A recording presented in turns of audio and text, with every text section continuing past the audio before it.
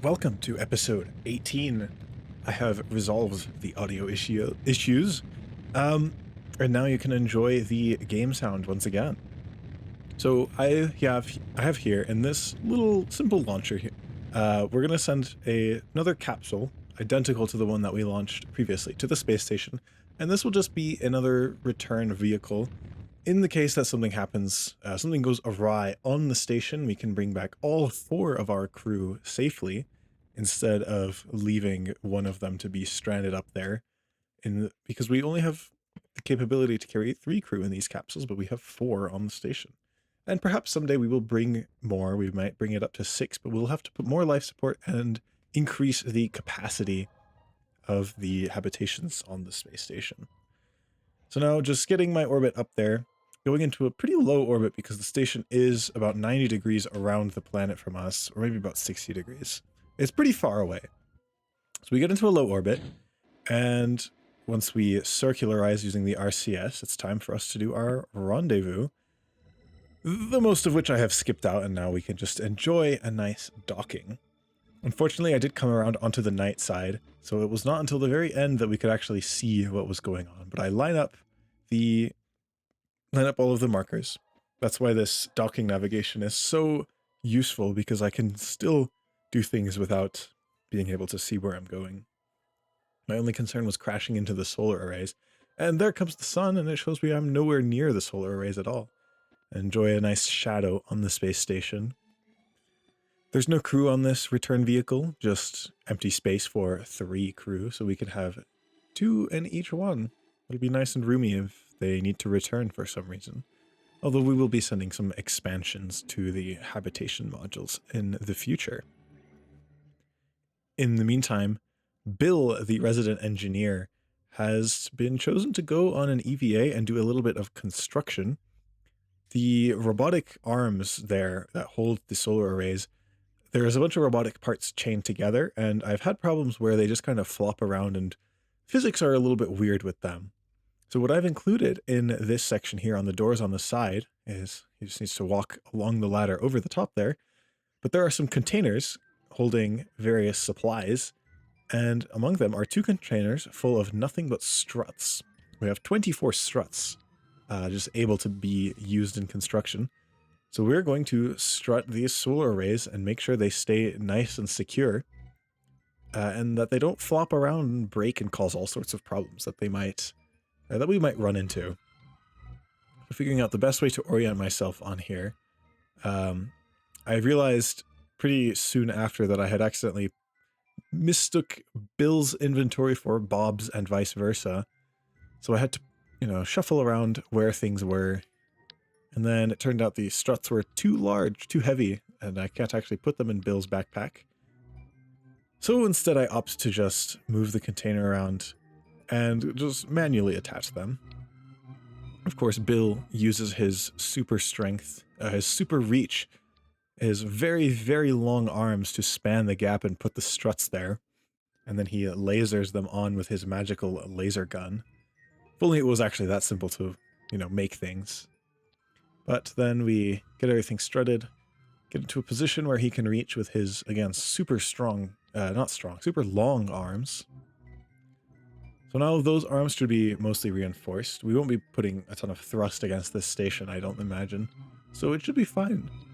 Just reinforce the entire power module to the crew module as well with some extra strutting. And that should be good enough. Put some on the science module as well, just for completion. And Bill can get back, put the container away in its rightful place. And he can get back inside the lab, and him and Bob can resume processing their science. After much testing and experimentation, we now have a fully capable orbital plane, an orbital space plane. This one is much more capable of actually performing some payload missions compared to our other one. Additionally, I have put in some new science experiments. So we have a one from Interstellar and one that is stock, although I do have to open the cargo bay doors to run them. atmosphere analysis. Yep, and then we can stow those. So the goal is to fly this to rendezvous with the space station. And we'll have those experiments, and then we can deposit them in the space station, as well as refueling its life support and taking out some of the, taking out the trash, if you will. And then we'll be able to fly this back and hopefully land it to the space center. So we're going to set the space station as our target, and I'm going to use the moon to line my view up with the equator, more or less. And then we're just going to warp until we are lined up with the orbit of the space station. And from there, we can put ourselves into orbit. And depending on where the station is relative to us, then we can plan out what kind of altitude of an orbit we should put ourselves into. And then we can rendezvous from there. So it looks like the station might be catching up on us. Except nope, it's going to be a good bit ahead. And yeah, it looks like we're going to have to go into a much higher orbit than it. So probably about 105, 110 kilometer orbit should be good for our purposes. Now, this thing is a little bit finicky on launch, which is why I'm going to get up this. Okay. Now, I think we should be ready to go. Just making sure, trying to remember if there's anything that I need to do. But I don't think there is.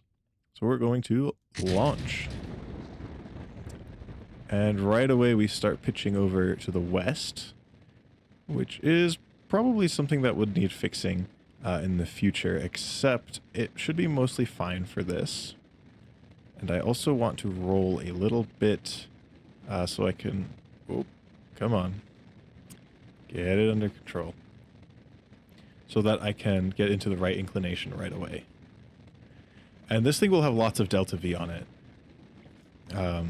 I've done some test flights, and the orbiter tank should be full by the time we actually make it into space, which makes up for the absolutely horrific launch characteristics of this. And yeah, we're rolling in some weird ways.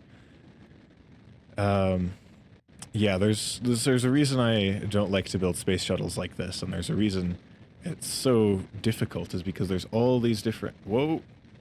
Come on. Nope. Nope, we're losing it. Okay. And we're just in a flat spin now. Great. Well, we're still gaining altitude. I don't think we can go to space today. I'm going to wait for these boosters to burn out, because they are a bit of a hazard. And at that point, we should be able to get this thing flying under engine power. And from there, we'll be able to get it under control, hopefully. So just waiting for these to burn out now. Large-scale stall. Oh, and it actually looks like we've got it more or less. Come on. Boosters burn out. And we lose that engine. Except... Okay, I'm just going to stage that too. Please don't break. Okay. It exploded the fuel tank. But I think the plane itself is actually fine. So where is the space center? It's right down there. Okay. So I'm just going to fly a little bit. I'm going to try to... Whoa, we're stalling. So this thing is not actually supposed to fly at all with the full tank of fuel. Okay, let's put the spoilers. Maybe that can help us get under control. Come on.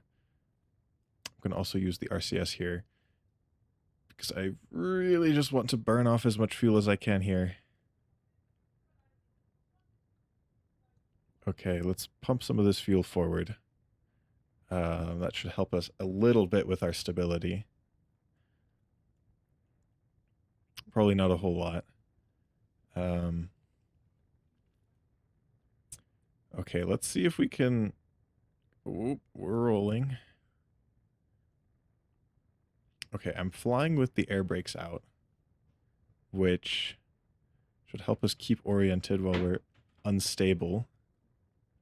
I'm going to try to fly over this way so that we can get ourselves... Whoa. And we're stalling again.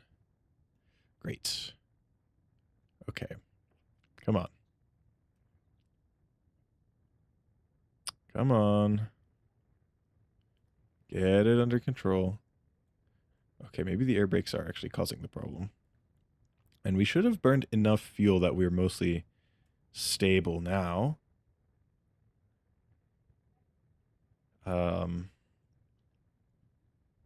Let's just fly east. And then we'll be able to turn all the way around and come back for a runway landing at least. Okay, I think we've burned enough fuel that we're now under control.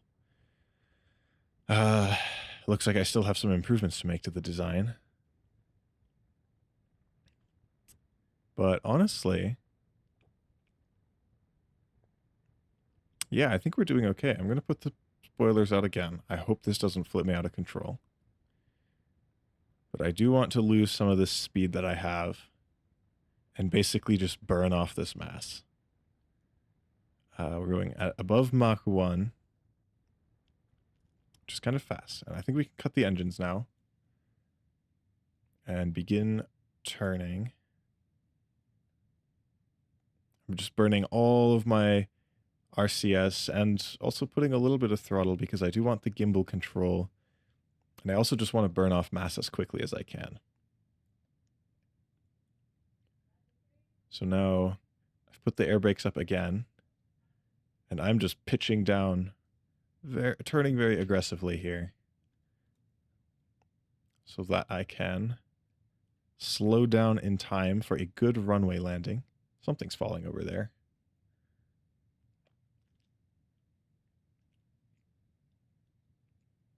And we're picking up speed again. So I'm going to put the brakes out.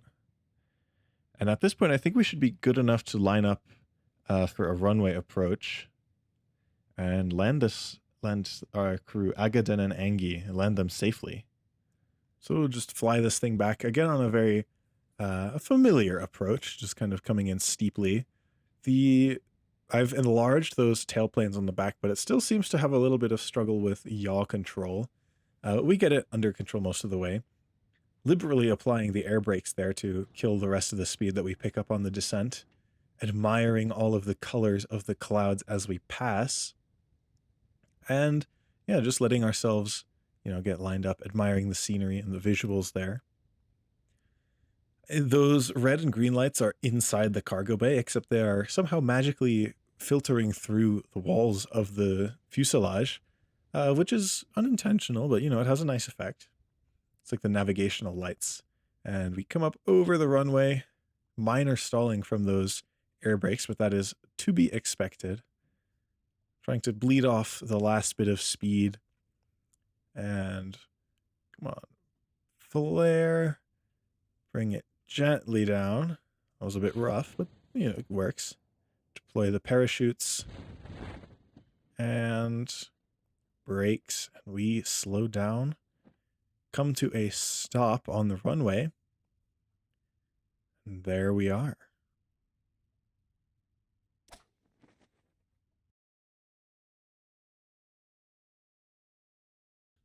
Well, we'll have some improvements to make, especially to the control of the launch stage there.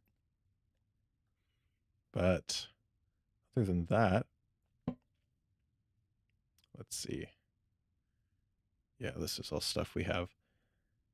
Well, we'll make some improvements and have to launch again pretty soon. In the meantime, Rocky is nearing our encounter with Moho. We are a mere 5 million, almost 6 million kilometers away from the sun, even closer to Moho. And just looking around, looking at all of the different objects in the sky. And our encounter it looks far away, but it's actually fairly close. So we're going to do a quick correction to bring our Moho periapsis down close to the planet so that we could get near Moho science and also maximum utility from the Oberth effect. And just making sure that I have enough fuel to get into orbit. And as it happens, without even draining into any of the fuel from the lander, from Adrian the lander there, it looks like we're going to have just enough fuel to all get into a mostly circular orbit, which I did not plan for at all. That was a complete coincidence. So we get ourselves pointed because I'm not sure how the connection coverage is going to be when we actually get to the maneuver. I want to be pointed in the right direction and still be able to execute it. And then we just warp on in until we arrive. There's Moho there. We are just outside the sphere of influence at this point. And we've got just a few more minutes before we actually arrive. We're traveling 16 kilometers per second relative to the sun, but we'll soon see how fast we are to Moho.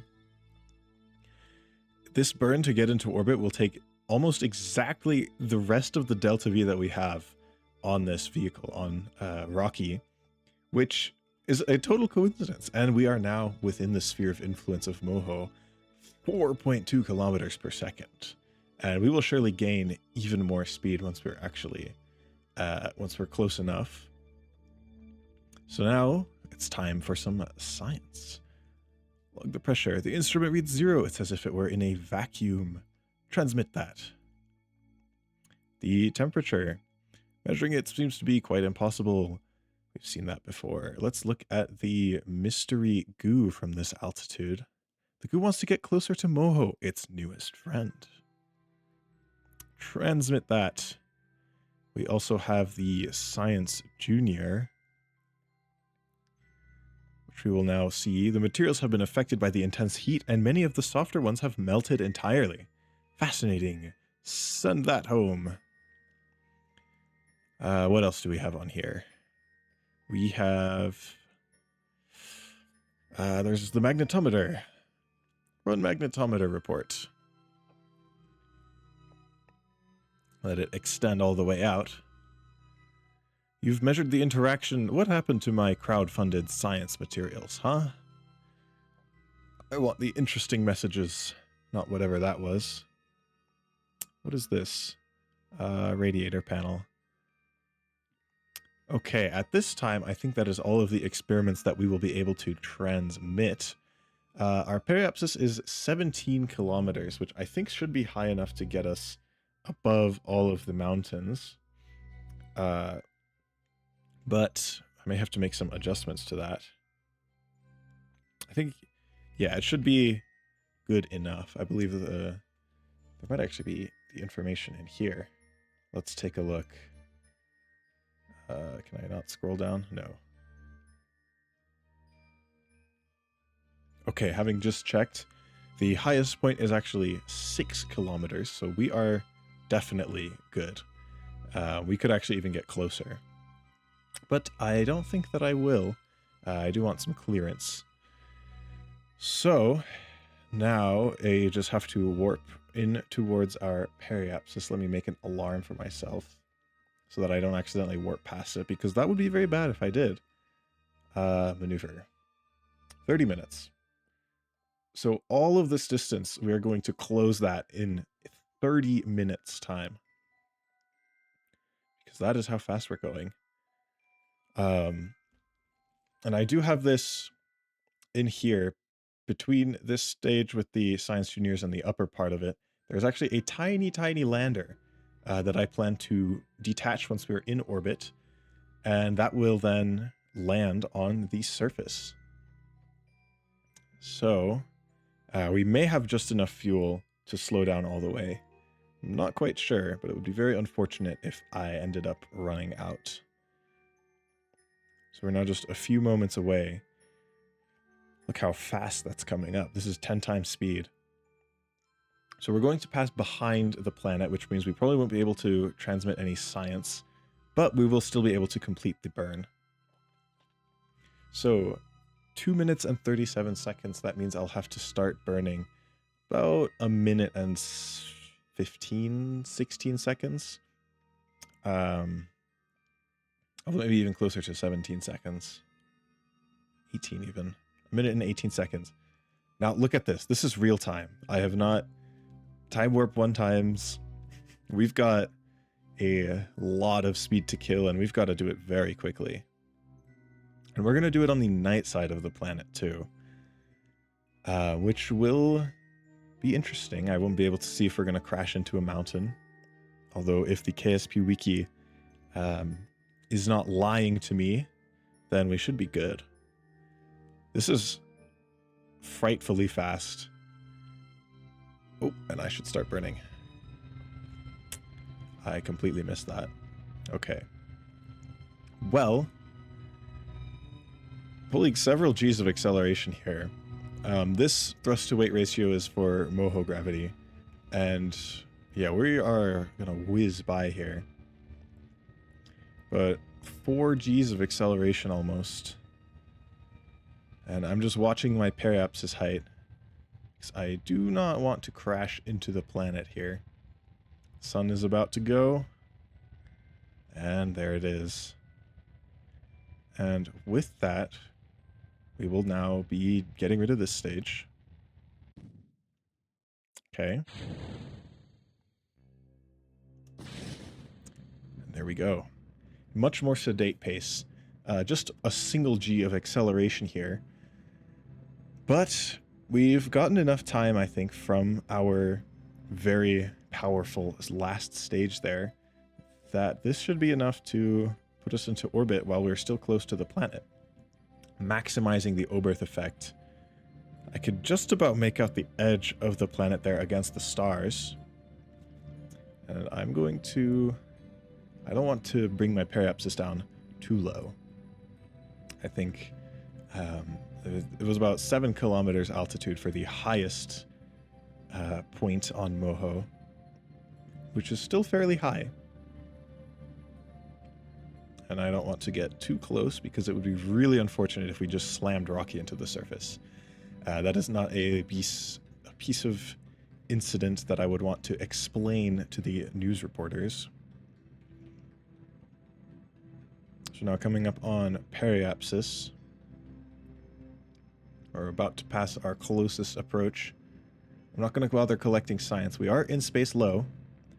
But again, I'm not going to worry about science because I will run out of power if I start transmitting at this height. We've passed periapsis. And we are about to insert into orbit now.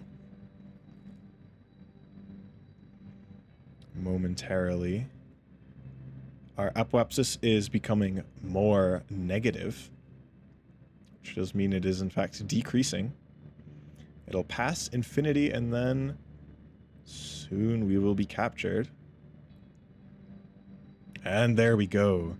We've entered into orbit.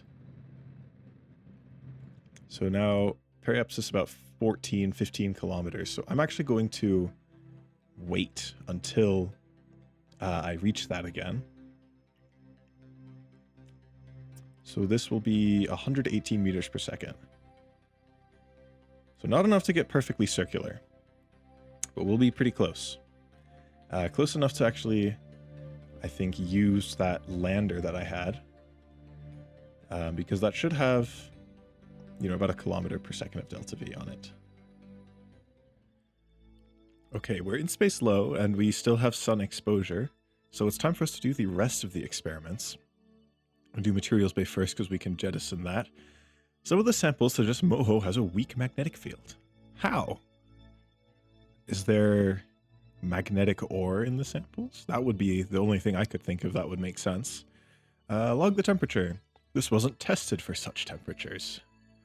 It's very hot here, I guess. Log the pressure. Read zeros as if it were in a vacuum. Our other mystery goo. Much of the goo evaporates, leaving behind small clumps of minerals. Fascinating. And what else do we have? We have our... Oh, okay. There's also this antenna that I should probably extend before we jettison away, so it doesn't break off and we have control over it. Run magnetometer report. Let's see what this has to say. Trace magnetic fields are magnified and measured in real time as you orbit. It's like it's hearing the heartbeat of a planet, knowing if it's dead inside or something is churning. I'm not entirely sure what happened to my community, the crowdfunded science reports. They seem to have disappeared, possibly, for at least the magnetometer. Did I do pressure? I did do pressure. Okay, so that is now all of the science that we can get from space around Moho. So once we orbit, once we burn off the rest of the fuel here and do our circularization, then we will have this little lander in the middle that will come down to the surface and collect the rest of our science. So now, just going to our periapsis. What's the burn time on this stage? 6 seconds. So when we're 3 seconds away from periapsis, we just burn the rest of the fuel. 3, 2, 1, and burn. And now, once we ditch that, okay, now we are in fact in orbit. So now let's go on until we are in the sunlight. Come on. Get on out there. So about 800 meters per second of orbital speed is what we have. That's what the speed that we're going to have to kill with this little engine there. So now, just waiting until I have control again. Yep, okay. So I want to roll this way. And then like this. So when I orient myself like this, actually what I want to do is I have to decide what I want to do actually. Because the decoupler is going to give us a pretty big kick, and that's going to slow us. If I do it right, it'll slow down the lander and save a little bit of delta V. So let's actually see how much fuel that's going to get. Where is my probe core control from here? No, okay. So right now I could actually probably land on this. So we'll have plenty of delta V. But I'll just wait until periapsis again. And that way we could get the most out of it. Admiring the planet passing by below us. I'm going to try to land in this this lowland there. Although I may end up coming somewhere else. All right. We have contact. And now, moment of truth. Oh, I have to turn off stage lock. Let's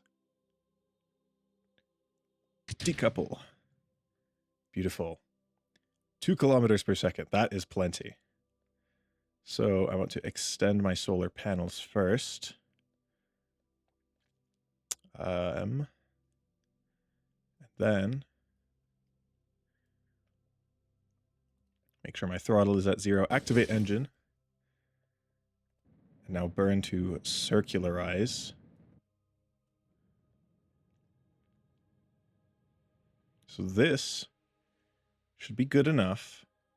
And it'll let us kind of get into a good position to complete our landing. We have, I forgot how much fuel I put on this thing. This is definitely enough fuel.